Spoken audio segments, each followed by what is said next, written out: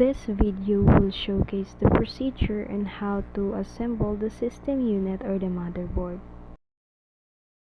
Step 1 is remove the side panel. Before installing the motherboard with any other components, we obviously need to open up the case.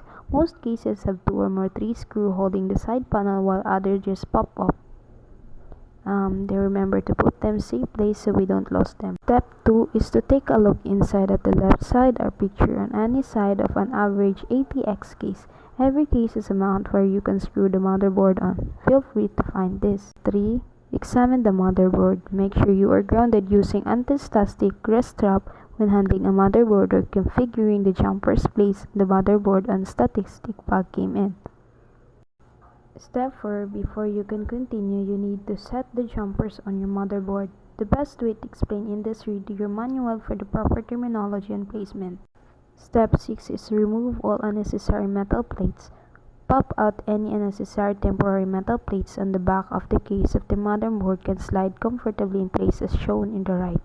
Step 5. Every motherboard has holes for screw. We have circled the holes to easily to locate them. 7. After that is done, simply align the screw holes with the mounts and insert the screw. Step 8.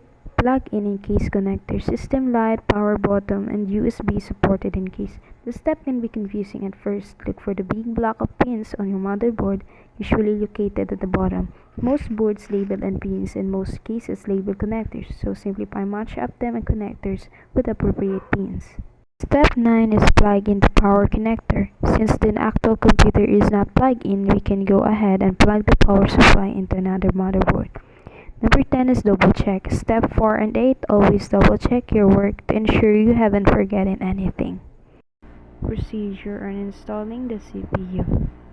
Step 1. Put on an anti-static rest strap. Attach it to your rest strap and then ground into metal of the case. It isn't completely necessary but highly recommended so you don't damage any hardware. The slice is shocked up static and easily damaged component. Locate the processor socket and lever. Look on your motherboard and you should see a socket similar to the one in the image below. This is where you will place the processor. Attached is a lever that locks processor in place. Lift the lever into vertical. Let's see the prefer as for the next few steps.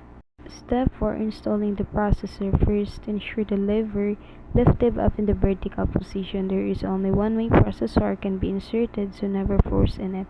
It should practically fall into place. Line the placement arrow closest to the lever and drop it. Slowly lower the lever until it is the way down to the processor now installed and locked in place.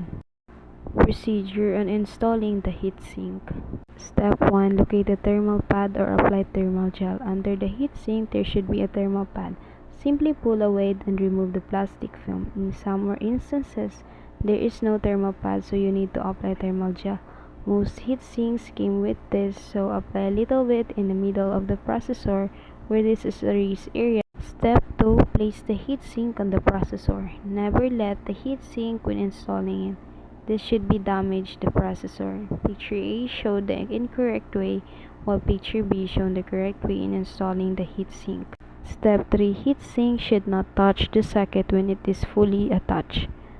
Step 4. Attach the clip to the first plastic tab on socket.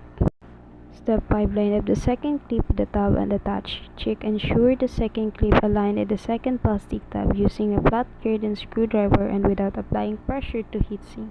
Push down on the clip and away up. Installing the RAM. Step 1. Locate the notches and DIMM slots on the RAM. These are essential when lining up RAM and installing it, since there are different types of RAM. Step 2. Line up RAM with DIMM slot. RAM can only be inserted in one way, so simply line up and notch on the RAM with the notch on the DIMM slot. Step 3. Install the RAM. After lining up the notches, insert the RAM vertically into the slot. Firmly press down on both ends until it snaps into place. Installing the AGP video card. Step 1. Remove unnecessary temporary metal plate. Only remove the metal plate from the slot you are going to use. Step 2. Locate AGP slot on the motherboard. Your AGP slot should look similar to the one in the image below. Step 3. Line up and install video card in AGP slot. Step 4. Insert screw. These are the only screws needed to secure the video card in place. Installing the chassis fan or the CPU fan. Step 1. Line up holes with fan. Step 2. Insert screw. Step 3 is plug in a power lead to motherboard. Using a plastic housing. Step 2 is snap housing into cases. Step 3 is plug in a power lead to a motherboard. Hooking external hardware. Number 1 is just plug in all in. Number 2, plug everything into an outlet. That's all, thank you. These are the references where you can find these sources on which how I look at the videos and pictures.